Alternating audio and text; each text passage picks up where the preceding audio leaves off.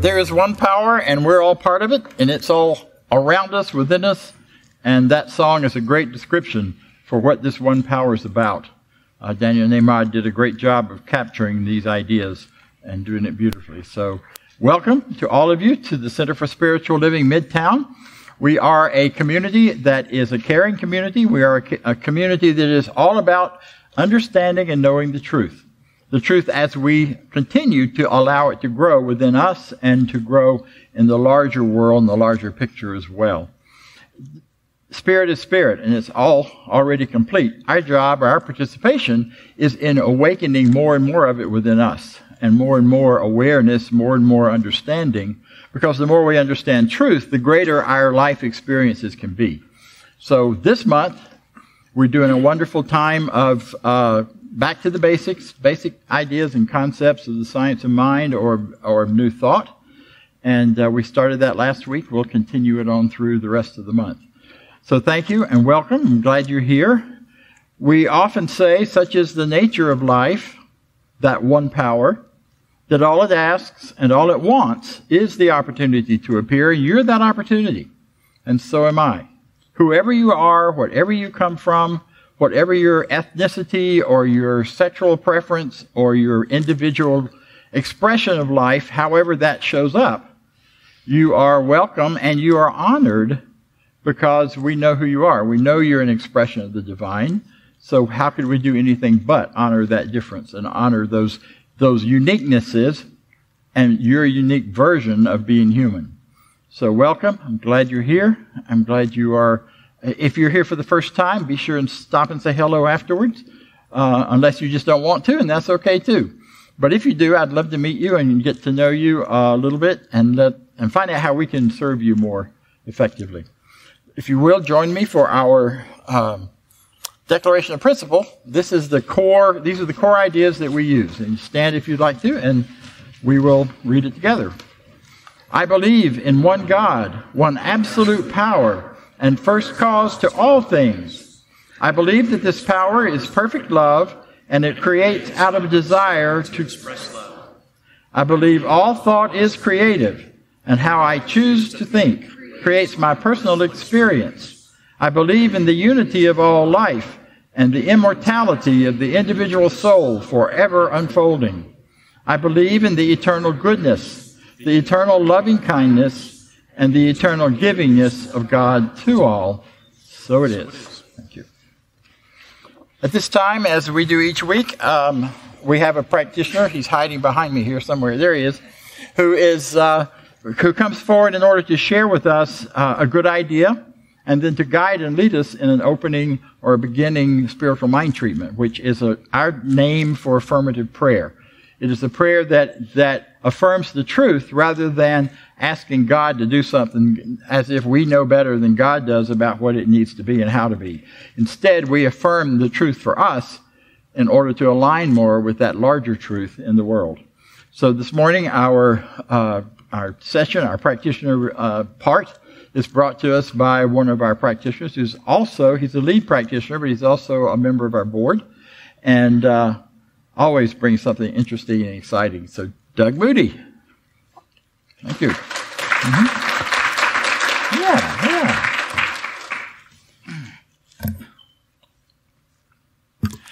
Thank you, and good morning, Centers for Spiritual Living Midtown. How's everybody doing today? Great. We have a beautiful morning. We got a Tiger Bowl tomorrow night. It's going to be a big weekend. I'm very excited to be with you this morning. I always love this January time of year with our Back to Basics talks because it's so grounding and just a pleasant reminder. And with every year that goes by, that layer of experience gives us all something new and rich in which we can apply this teaching towards. I found a quote with Ernest Holmes that I thought was so beautiful.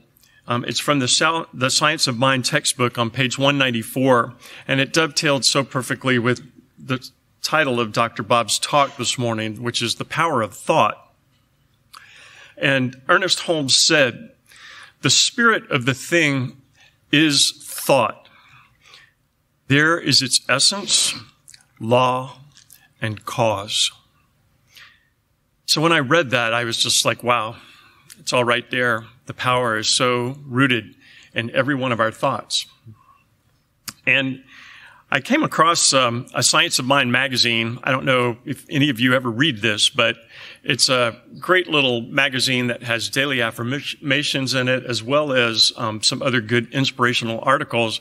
And there was an article in this particular one from January of 2018 that I thought dovetailed so beautifully with Dr. Bob's talk this morning that I wanted to share with you. And I want to start out by just showing a little short, quick video, and it's going to be on the basically the life cycle of the mighty sequoia tree. There's so many species of trees on the earth, on the planet Earth, but the biggest and the mightiest of them is the sequoia tree. So just sit back and watch this short video, and it's going to be a little bit of an introduction. Thanks.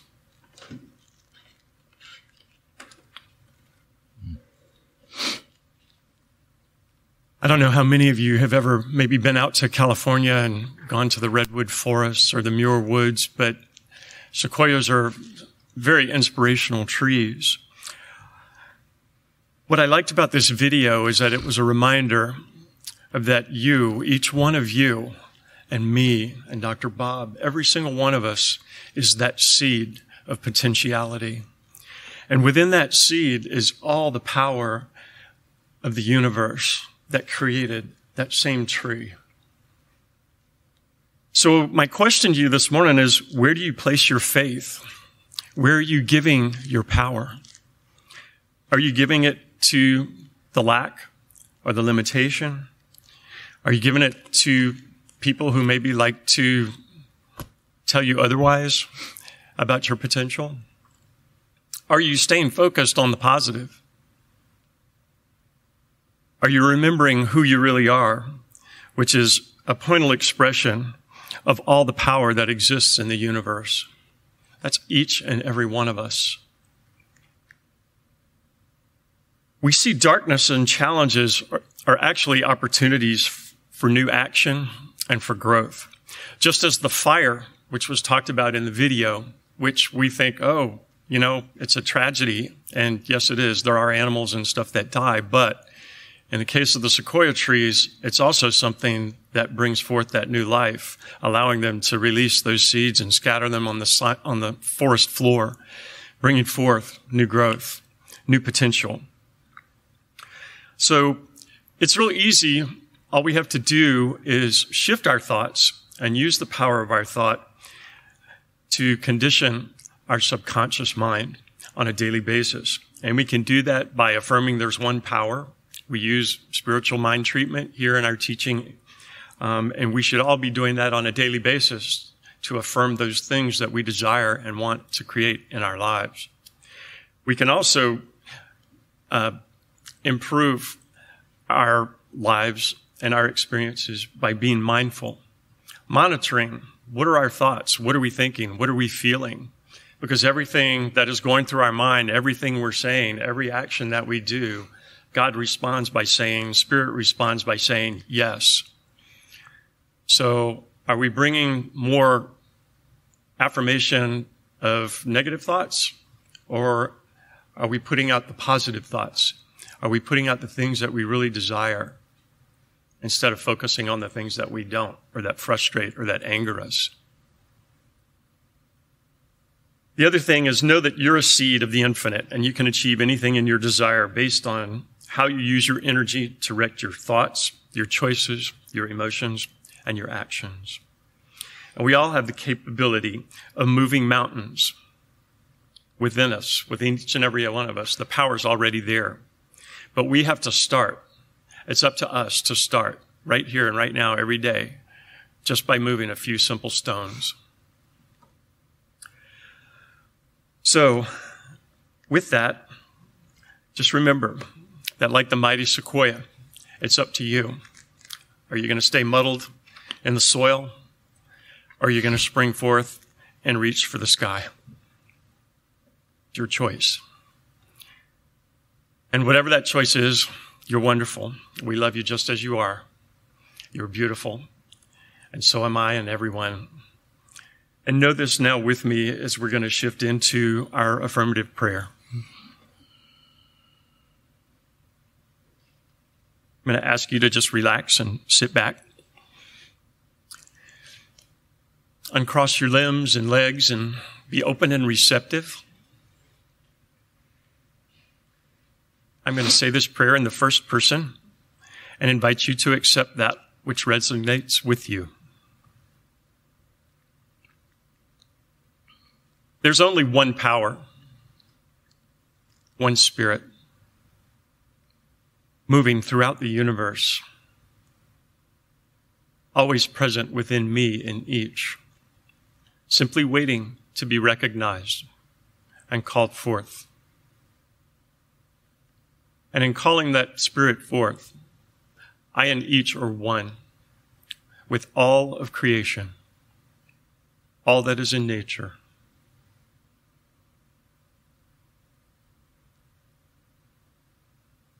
I celebrate this union, this oneness.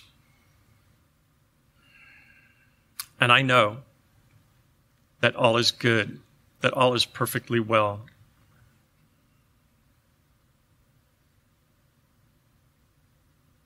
And in this, I claim divine wisdom, divine love, divine right action, guiding me and each, every day,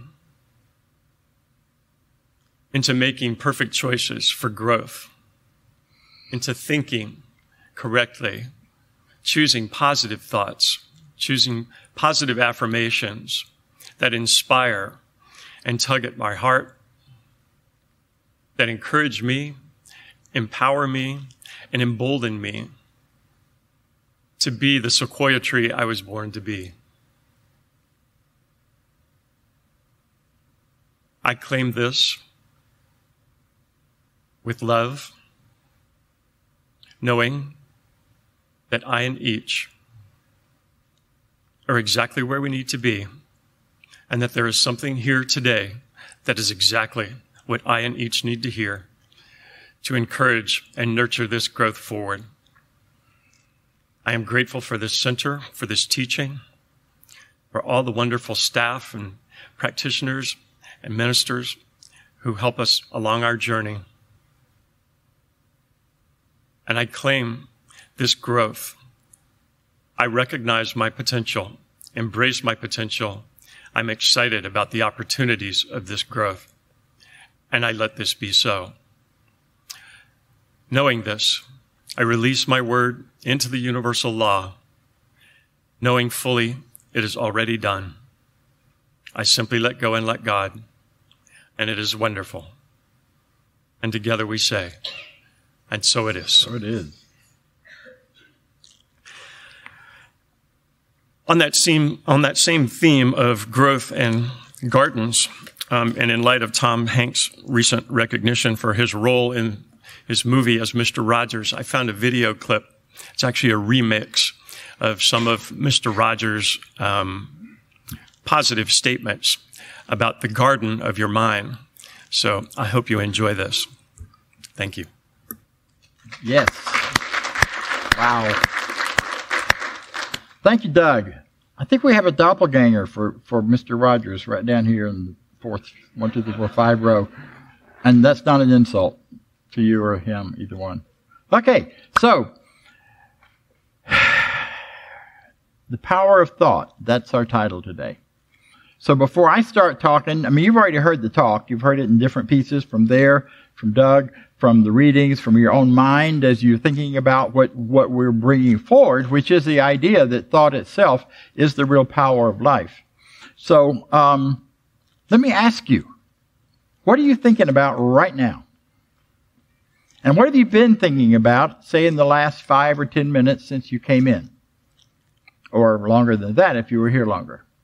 Don't tell me, just think about it for a minute. Paying attention. One of the first steps in understanding and working with these ideas is learning to pay attention to what we're thinking. Because so much of the time it's habitual. We just fall into tracks and treads and groups of thought that we aren't even aware sometimes of what they're doing for us or to us or because of us. So I wonder, have you been thinking about, why isn't this place more full of people? Where are they?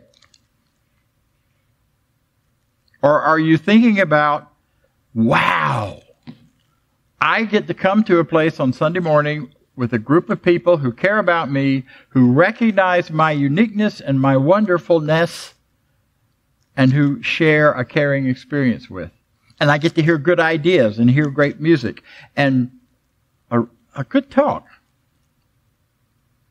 See, where we go when we relax into our everyday sort of not paying attention thought determines a great deal about how our experience continues to be. Do you find yourself when you're sitting at a traffic light in the car falling into the worry mode? Kind of like upside down faith. Faith that something terrible is going to happen. Because mind, as Doug said, is saying yes. The consciousness of the universe is saying yes. So if I'm spending a lot of time with those kinds of things, I'm creating an opportunity for those things to continue to flourish in my life. Now, often some people will say, well, but that's just reality. It's nothing wrong with thinking about reality. We don't want to pretend it's not. And I agree. But what's real is not this. What's real is the consciousness within us and the reality of what we see, think, believe, and feel. And we have the power to change that. We have the power to think through situations and look for, is there some way in which there's a greater good being expressed here? Is there some way in which life is expressing itself? I love the example of the redwoods, because it takes the fire. Sometimes what feels like fire for us in our lives can become that which germinates and brings greater good to us and through us than we ever imagined before. Does that mean it should happen to you all the time? Of course not. Having been through some fires, I don't particularly want to do that again. However, it's the opportunity to recognize that even in the worst of cases, there is something good to come out of it. And it opens us up to the new, what's possible, what could go on. The first idea, or important foundational idea for this, is what we talked about last week. And that is, we are immersed in an infinite universe. We're immersed in an intelligence, a consciousness, that is the single field out of which everything takes shape and form, or into which everything takes shape or form. We don't separate from it when we become individuals. As we have had, with our families, we go through this whole phases of separation where you individuate and you separate. But you only do that so you can go back and connect with them again. Connect from your own truth, not from something else. Well, in this wonderful teaching and in this wonderful idea of the infinite, we are within it, and yet we're individual within it. See, when I'm thinking, when I'm talking right now, I'm utilizing that one mind, that one consciousness. It's the part I have participation in. And so are you. As you're listening, as you're thinking, as you're wondering about brunch or whatever else might be going through your mind, you're using that same consciousness, that same mind. And because it's the mind of the infinite, it can only respond to itself in a positive way. It can't be divided against itself. A oneness can't be divided against itself. So wherever and however we're using it by participating in that, it is creating our experience accordingly. Ernest Holmes in the textbook says that life is a mirror, and it will reflect back to the thinker exactly what you think and believe. Now, there's a tricky part to that, in that we don't want to turn this into self-blame or making anybody wrong, which can happen. What's in your consciousness? You ever heard that? Not from anyone in here, I'm sure, but you may have somewhere where we get off on beating ourselves up or other people up because we're creating this mess. I used to be really great at creating messes. When I first got into this part of this spiritual path, a friend of mine said, you know, you are so creative. You create the biggest messes in your life of anybody I know. And I could take that two ways. I can make myself wrong, which I kind of did for a little bit, or turn that around and say, okay, I have real power for creation and creativity and participating in the creative process. So why not use that in a different direction and bring about greater good for myself? So when you think about the messes you may have created or the fires you may have gone through, look for what would be the thing to grow from it and how do I want to shift my thinking about that so I can create something different, so I can plant seeds to grow a better and different life. The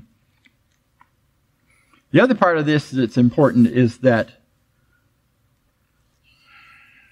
Spirit responds to us by saying yes. It does for us, supports us, but it does that by working through us. In other words, if we are creating a better idea for our lives, we're creating a greater relationship or greater prosperity or whatever, we can't expect that to come from someplace totally disconnected from us. I mean, the truth is we're part of the whole, but always, always, always, Spirit comes to us and through us and brings us that greater good in the context of our own thinking. If I believe my greater good is XYZ, and I'm committed to it, and I believe it's going to happen. Because Spirit says yes. God says yes. The consciousness says yes. So I need to be very clear in paying attention to my thought, my thinking, is what is my belief about my good, my belief about how life works? Do I give all the power to something out there? Am I a victim of the government or a victim of a religion or a victim of my family or a victim of anything else? Or can I take charge and be the sovereign within my life by utilizing my thought in a very different way? And you're the only one that can do that. I can nudge you and we can talk about it and we can remind each other, and that's a big part of what this community is here for, is to teach skills to continue to change our thinking. But you got to do it. And the good news is you get to do it. And you have all the tools within you to do it. Something in you already knows what to do and how to do it. So I have a question for you. What do you see?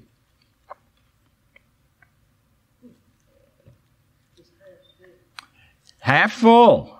What do you see? A full glass. Half with water and half with air. Well, I have a different question. How heavy is this? How much do you think it weighs? Any guesses? I heard a mumble. What? Yeah, maybe 8 ounces, 6 ounces, not sure. Doesn't feel very heavy. But, you know, the real point of that is it isn't about how heavy it is, how much it weighs. It's how much is in it, but even more, it's how long you're going to hold it. I have no problem holding this here right now. I'm fairly strong. But if I held it for an hour like this, my arm would probably start aching, and I'd want to switch hands. And if I tried to hold it for the rest of the day, my whole arm would get numb and lose connection with the rest of me. It would just hurt, right? Anybody ever done that exercise where they tell you hold your arm out for an hour or whatever, and it seems like no big deal until about 30 minutes into it, and then you're in great pain? Well, the same thing is true for the stuff we hold in consciousness.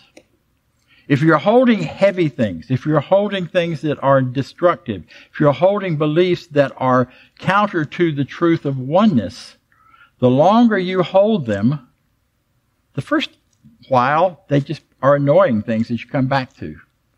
After a while, though, you go numb to anything else. and it takes over your consciousness, your thinking, and your creative ability. And so we begin then to create these self-destruct. That's why there's so much about our culture. It's so important that we look past what is appearance, because that appearance often is based on years and years of accumulated beliefs and thoughts. And we inherit them without even realizing it. And a big part of what we're about here is to really dive into what do I really believe about that and what's possible. Can I let go of this belief or that belief? Can I put something else in its place? Yeah. So I'm going to put that down. As I said, our mission vision we have in the program here is that we are a strong, open, globally connected community centered in the clarity of principle. Through teaching, service, and practice, we create a safe and respectful environment that supports healthy spiritual growth. That's what we're about here. That's who we are. So think about, for your life, what is healthy spiritual growth? What would support you in getting a better idea of life that would allow you to create a better life for yourself, that will allow it to simply show up and appear? Back at a different center, I had we had volunteers that would come into the office, because we had an office there all week. And often people would come to volunteer because they were between jobs or they were unhappy about something and they just needed a place to be in a better environment. And what we would say every time is, okay, keep coming back, show up, because it will change. Your life will change because you will be in a different environment. You'll be in an environment of positivity, an environment where people see the potential. And we never kept any of those volunteers very long because they always got jobs, so they went on to something else that was greater. And that was good. That was fine, because that's what we were about. And we hired a couple of them over the years. See, when you expose yourself to this kind of thinking and you allow it to sink in, perhaps through the fire that opens you up, but whatever it takes for that to begin to be there, to begin to ask yourself, what could I think? How could I think differently about this? What's a better idea? What's a universal idea? Now we teach tools for change here. One is rational thinking. Rational, logical thinking. Part of what enticed me into this teaching to begin with is when I first showed up, they didn't tell me leave your head outside, leave your mind outside and just come and accept whatever we tell you. They said, come on in, listen to it, test it, try it, see if it works for you. And I did. And it did. And I'm still here. But I'm saying that to say what we call spiritual mind treatment or affirmative prayer is simply a logical process of working with our minds to create a better idea for ourselves. And it starts from the idea that there's only one power, one light, one life, and it's all around us and through us. We are created out of it. It is the stuff of life. And then we add to that, and therefore I am a part of it. Therefore it can only say yes to my belief, not my wish. You can wish for things for all day, but if you don't believe in it, it's not going to happen. We say in this teaching, you don't get what you want, you get what you believe you deserve. So you create the life you believe you deserve. So it's finding that deserving consciousness inside of you and eliminating any of the nonsense that says you don't deserve your good. So many of us push our good away because somehow we think we don't deserve it. We aren't good enough. We're not small enough. We're not big enough. We're not young enough. We're not old enough. All of that stuff. But in truth, if I know and can create that idea within me that I do deserve this wonderful life and those things that I desire to bring forward into my life, then I can go, wow, so what would I create if I could do anything? And then you get to fill in the blank. That's spiritual mind treatment continued. And when you start to think, I really deserve the greater good. I deserve prosperity. I deserve to not worry ever about being sustained in a universe, being sustained in my world. never, ever doubt that I am surrounded by love and that the planet is full of people who would love me if I just notice them and let them. Finding a way to get to that idea, and then the natural response to that is, yes, thank you. And then we release. That's a tool that this teaching in particular has brought to the planet in a way that no other group has done. Others have versions of it, many of which are very effective, no question about it. But that's one of those tools about changing that we use to change our thinking. We also use affirmations. I am perfect, whole, and complete. What did you hear in your head when I said that? Yeah, right? Are you kidding?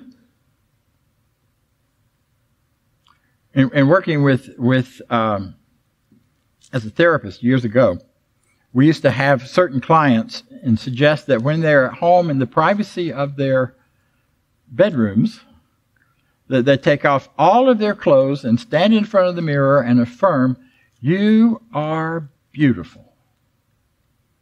Anybody feel uncomfortable with that? You got to get there to believe it in order to feel it. Because you are beautiful, however you're shaped. Whatever body you have, large, small, short, tall, doesn't matter. It's beautiful because it's an expression of you and who you are. So it's a great way to find out how you're doing with your self-esteem. We don't. I'm kidding. No mirrors here. You don't have to worry about it. But when you do think about this, what would it take for me to really affirm and believe that I'm a beautiful human being, inside and out, regardless? You know?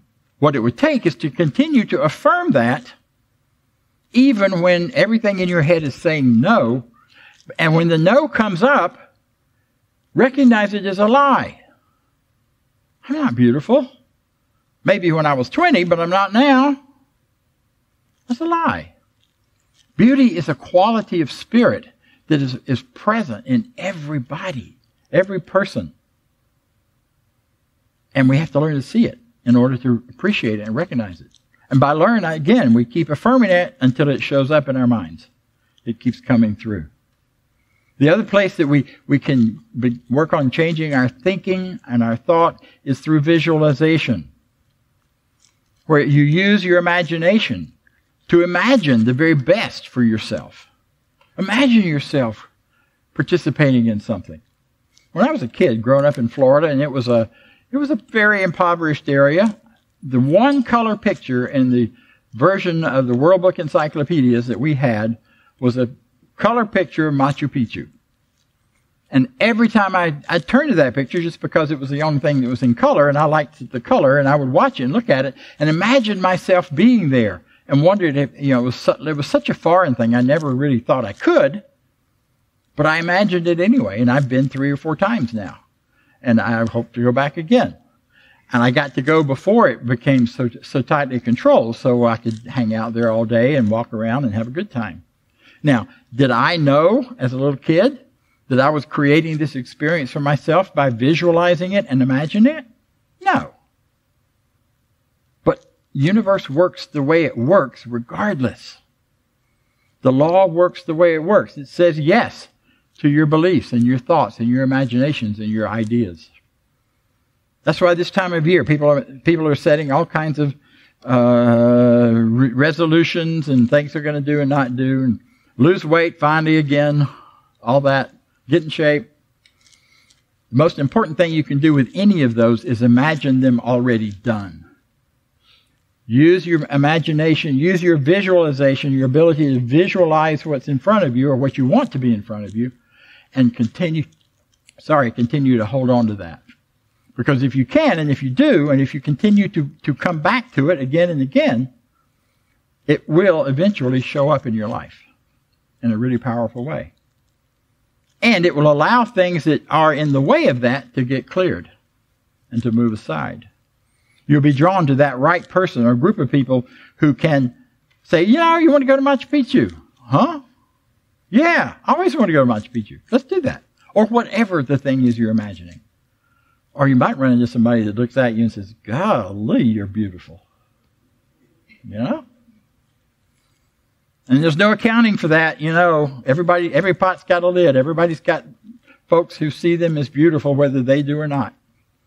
And it's not about anything in the magazines or on TV or whatever. See, we can create this for ourselves with ease and beauty and grace. And our center and this time together is all about making that happen.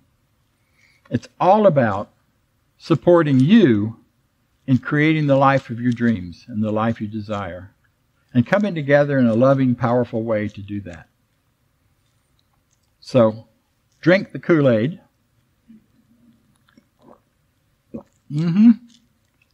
Decide that you can take into your consciousness the best ideas for yourself, and none of it is too heavy to hold.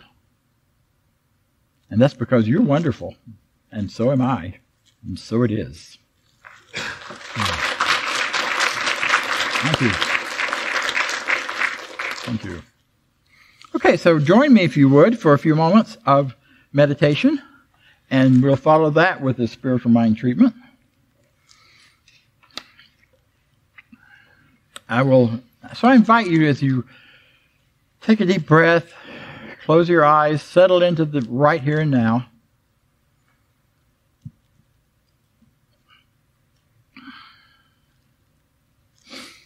And make a choice. A choice to accept the ideas that are all for your highest and greatest good. You don't have to assess what they are or think about them, just make a choice. Choice is a powerful thing. And if there are any things wandering around in your mind right now that are like, well, yeah, but I can't do because of this, or I can't because of that, or this is stopping me, or that's not where I want to be,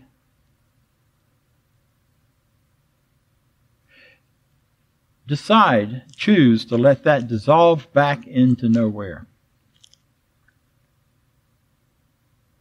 And bring your mind back again and again to the vision, the image, the idea of who and what you are and how you want to be in the world.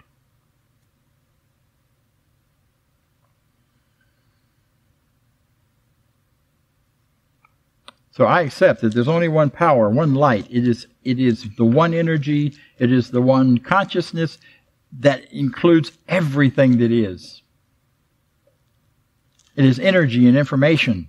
It is a potential power for our use. And I and everyone in this room are part of that. We are expressions of it. We are the thing itself. We are the word and voice and thought of the infinite. And so now, as I choose my thoughts, as I choose my beliefs, I choose to know the very best for myself and by association for everyone and everything else. I choose my very best and the very best idea of relationships, of loving and being loved.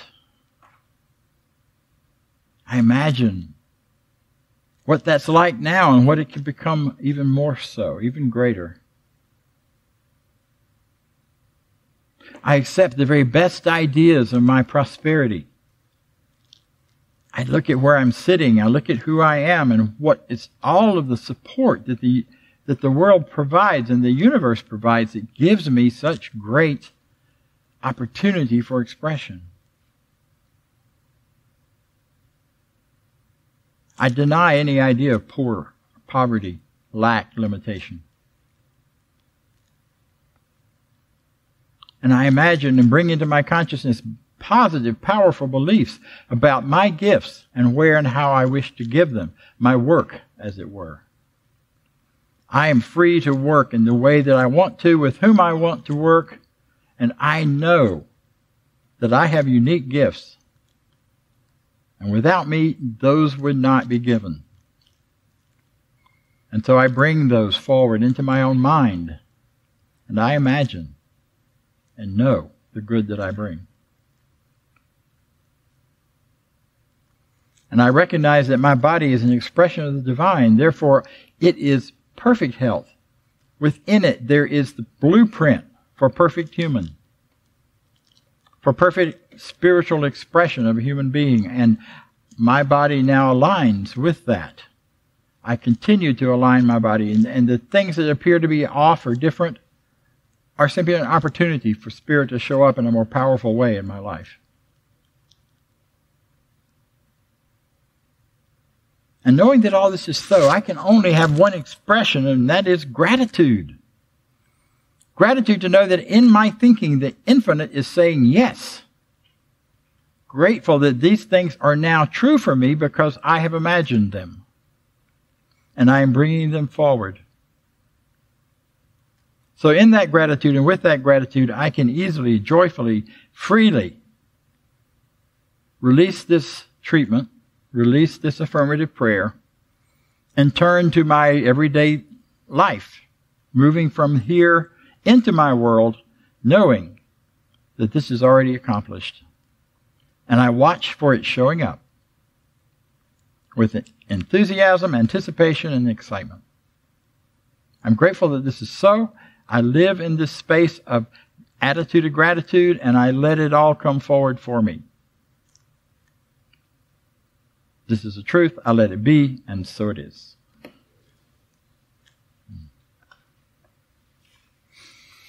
So we have been giving you the opportunity to meet and get to know your board of trustees by having them come and share with you or lead us in our affirmation of prosperity and announcements. Today that is the wonderful Karen Childs.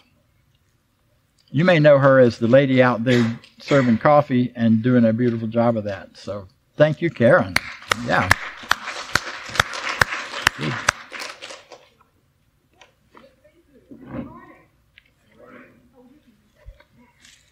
Right. Oh, I can do better than that. Yep. Good morning. There you go. Yes, nice. Thank you.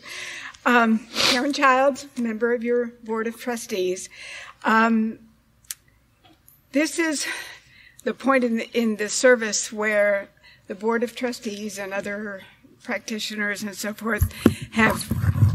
Why don't I stand up close to it and speak into it? Would that be a fine idea? That'd be a fine idea. Yes. Okay. Where we talk about prosperity and what it means to giving. And they provide a little kind of a cheat sheet here. And I'll read you the next thing. After I introduce myself, it says, now is your opportunity to support this center and its work through your giving. And I want to depart just a minute to share with you something from my personal life and my personal experience on this subject. Those very words over the years have just triggered a sense of discomfort. I didn't want to talk about money. I didn't want to talk about giving or supporting. And these are my own feelings of lack. And the discomfort was there. I wasn't part of this teaching at the time. If there are any recovering Catholics in the group here, you might have an idea of where I'm coming from, that every Sunday, which was obligatory that you go, of course, whether you got any value from it or not, but you were supposed to pay for that non-value anyway, and it was kind of like a demand letter every time. And I couldn't connect the dots. You know, I wanted my good. I wanted to feel positive about this. I mean, if I don't, well, I'm going to hell for sure. So why don't I get with the program here and understand that if I give money to the Catholic Church, my life will be enhanced, and that's just what you do. And I couldn't quite get there because intuitively, even before this teaching, I was looking for my good. I was looking for the things that mattered to me. And I couldn't make a list of 2 or 3 that stayed with me out of that experience of that religion. And so I went away from it gradually. didn't know that my instincts had been right all along, that all I had to do with every decision I made was to look for my good. Well, duh, we do it anyway, but we don't call it that. We don't really say that. So I want to share with you how I got from discomfort to comfort on the subject of money and support, this center, and other worthy things. It started too not only with the Catholic Church, but also with my family, which every time we wanted to buy something, the response was, every sentence began with, "We can't afford that." And so I just began to think that there was lack in my life and I couldn't do one thing about it. And how could I give if I didn't have an abundance or anything left over? And that stayed with me for decades and decades. And then one day I found myself at the Woodruff Arts Center in a service similar to this. And it resonated so much with me that it changed my life. And this teaching has every day reinforced in me that all I have to do is look for my own good. So I, one morning, very purposefully, grabbed myself by my own shoulders and decided to get over my bad self, as you know I often say, and ask myself, what do you spend money on? What in your life is important that you write checks for, swipe that credit card for? What's important to you? Well, many of you are going to have the very same list. I mean, it's really nice to have water and power and natural gas and the yard guy and the exterminator who shows up. You spend money on your car and put gas in it regularly, and there's maintenance involved as well. Oh, and there's, not so important, manicures, pedicures, hair color, haircuts, all those things we women spend money on, and they have become necessities, haven't they? So I looked at that list, and I recognized it as having a lot of my good in it. I need all those things. But how do I value it? It's become a nuts and bolts discussion in my life. I just write the check. I just pay online. I do whatever it takes to keep my life moving forward. But I don't stop really and say, thank you for it. It doesn't impact me like that. And then along came this teaching. And I lined up next to this list of nuts and bolts the concept of this teaching, which has transformed my life. Well, I suppose going without electricity for any period of time would transform your life, but conceptually and emotionally, nothing else that we spend money on transforms our life in the way that this teaching does. And it is such a meaningful, emotional thing. And the more I embrace it and pull it to me and practice it every day, the more my life seems to work out. Troubles arise, of course, they always will, but somehow they're resolved easily. And I can then always go into my own consciousness, which has now been elevated dramatically, and say, where is my good? My good is in this teaching because it tells me that how I choose to think creates my personal experience.